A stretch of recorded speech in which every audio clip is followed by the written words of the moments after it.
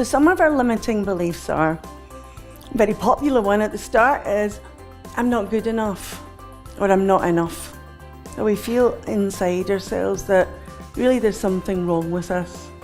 I actually remember Brian told a story earlier about, the very successful businessman who still never felt good enough, even though with everything he'd created. It's our human beings, it's our greatest fear. I'm not enough and therefore I won't be loved, because we all want to be loved. Another limiting belief is, I don't belong. This group I'm trying to be a part of, or this thing I want to create, well, I don't belong in that group. A lot of very successful business people have this kind of imposter syndrome.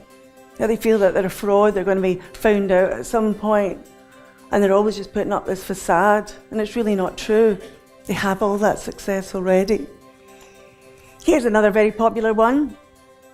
I'm too old, I'm too young, I'm too uneducated, I'm the wrong colour, I'm the wrong height, I'm the wrong this, I'm the wrong that.